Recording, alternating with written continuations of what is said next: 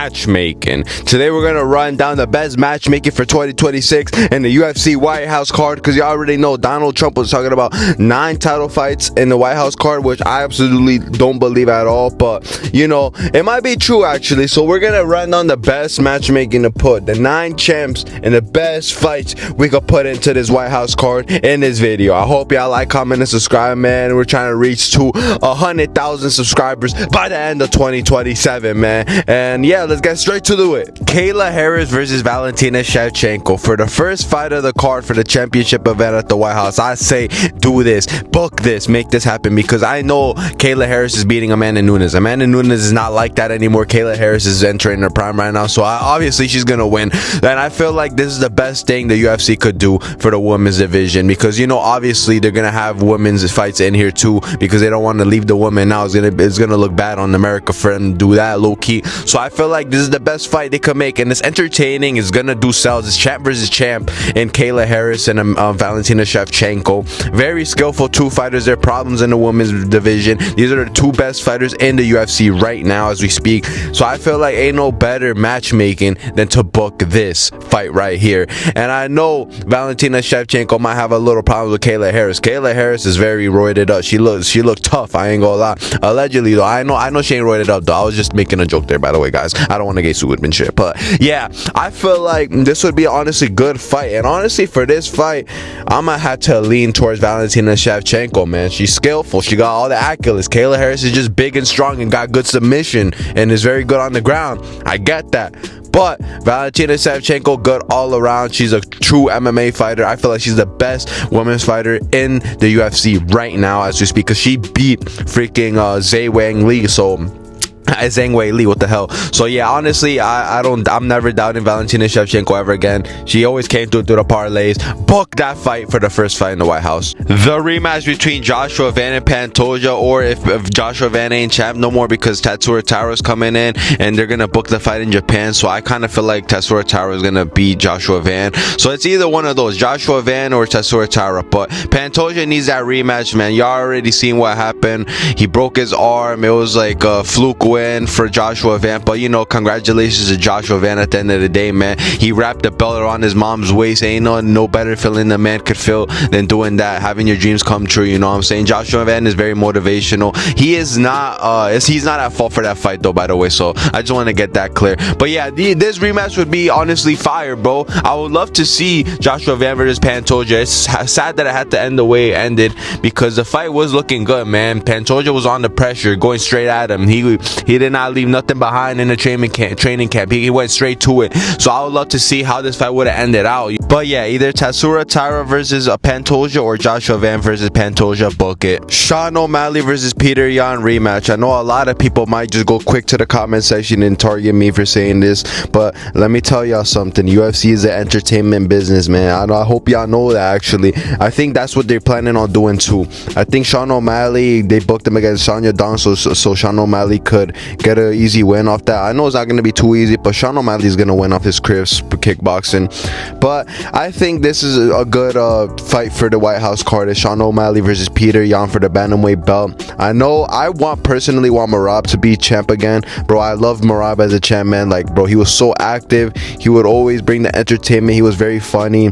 But realistically, man, UFC loves Sean O'Malley, bro. They need this rainbow hair guy to be promoted all around the world. They need him to be champ again. He beat Peter Yan in the first fight, although it was a robbery, but you already know how they want Sean O'Malley, bro. They're trying to promote this guy so much to get him up there. So I think this is what they're gonna do for real. And also, it's not bad entertainment wise. Go watch the first fight. It looked pretty cool. Like, the first fight looked nice. Peter Yan had more takedowns though. Peter Yan was controlling the fight, fighting like an MMA fighter. He clearly won the first fight. So now in the second fight, we gotta see how Sean O'Malley does in this one. He might have a chance on the second fight, bro.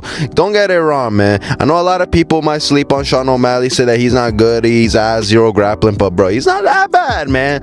You gotta go look at that first fight and come back to me, and you're gonna see what I mean by that. So yeah, book this fight. And I also forgot to mention, Sean O'Malley is American, so yeah, this is definitely gonna happen in the White House card, bro. I'm gonna tell y'all this right now, man. This guy is a freaking American flag. He represents America. This guy might actually get this title fight if he beats Sean Yadong. I also want to mention the next person that's deserving deserving for the bantamweight belt is Murad Dvalishvili. I don't want to hear nothing else but Murad in that title shot next. 4 defenses in 1 year. That shows you how much he deserves that second title shot, bro. Ilia Topuria versus Islam Makhachev. I know we skipped the featherweight division. That's just because like the featherweight division shouldn't be on the White House card, in my personal opinion, only because Conor McGregor is in the subject of the White House card, and we're gonna talk about him later. But yeah, Islam Makhachev versus Ilia Topuria. I know that's very too early into the card, but I feel like they should add that towards the end of the card. You know, I'm just saying this one right now just because we're going off weight classes right now in order.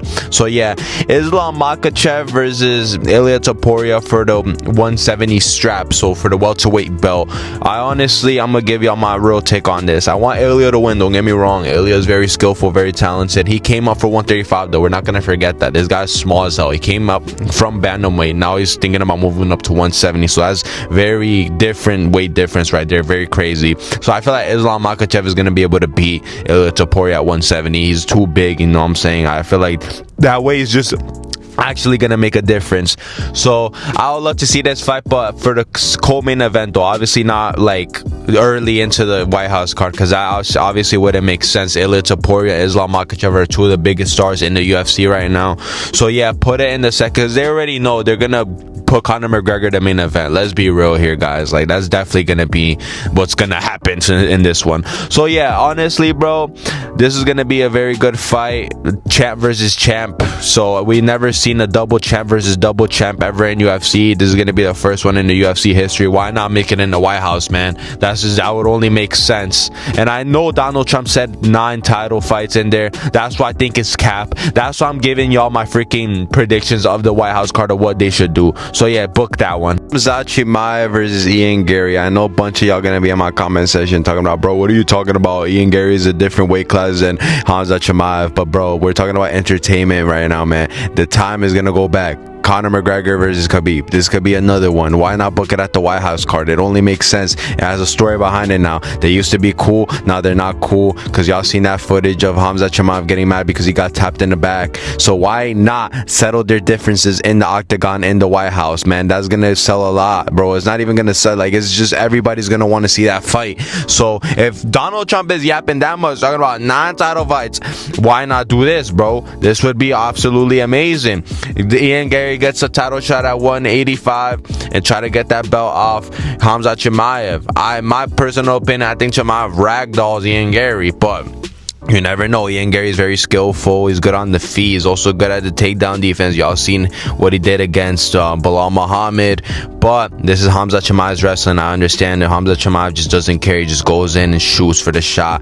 But I honestly would take Hamzat Chimaev for this fight. And like I said, bro, I know they're different weight classes. I told y'all that. But it's entertainment business. Why wouldn't Dana White want to do that? Tell Ian Gary to go lift some weights, move up to 185, and then try to get that strap off of Hamzat Chimaev. And I think that would literally do every benefit to everybody. The Ireland people going to see that, the Russian people, wherever, freaking Kazakhstan, Swedish, wherever the hell freaking Hamzat Chimaev's from.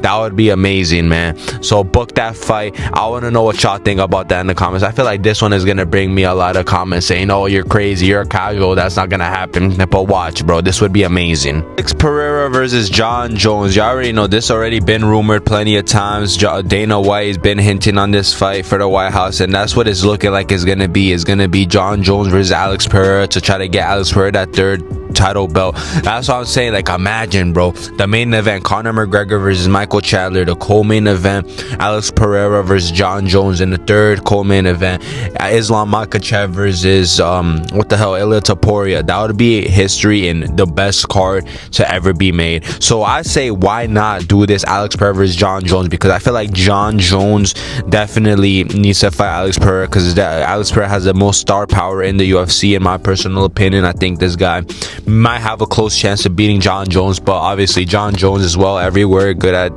taking down. He might slid a inside trip in there too. So I would think John Jones would definitely beat Alex Pereira, but don't be surprised if Alex Pereira makes it look close. Remember how I said Murad versus Yan? Don't be surprised if Yan makes it look close, and he damn near didn't make it look close. Yan was at his favor the whole time. So yeah, honestly, this is gonna be a great fight. Alex Pereira versus John Jones, book that. And I think this is gonna be the best best card in the UFC history for a long time. I don't think no other card is gonna beat this one. And for the last card on this event, I already told y'all, Conor McGregor versus Michael Chandler, and I think that's gonna be the main event. But in my personal opinion, if I were to choose a matchmaking, I would have done this: Conor McGregor versus Nate Diaz 3. That would have been, oh my goodness, that would have been such a banger, such good press conferences, just straight entertainment. I do not want to see Michael Chandler get beat up by Conor McGregor, to be honest. Michael Chandler ain't really all that in my personal opinion, but I felt like if he were to fight Nate Diaz for the third time,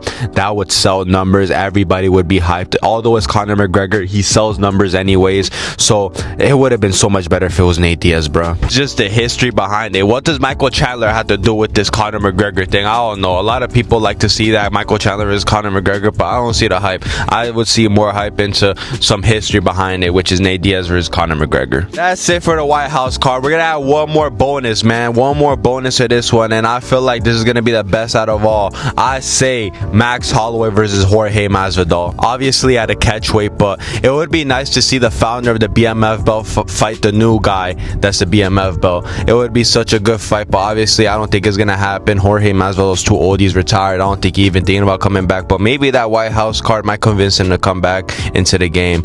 But let me know what you guys think about my matchmaking, man. Comment down in the comment section. Let me know what you guys think about this video, man. I hope that half of these fights is gonna happen in this White House card. Donald Trump saying 9 title fights, man. I couldn't go through 9 title fights on this one. Like, I highly doubt it's gonna happen, man. But if my matchmaking comes true, that would be the best card in UFC history, man. Let me know what y'all think, man. Like, comment, subscribe. Peace.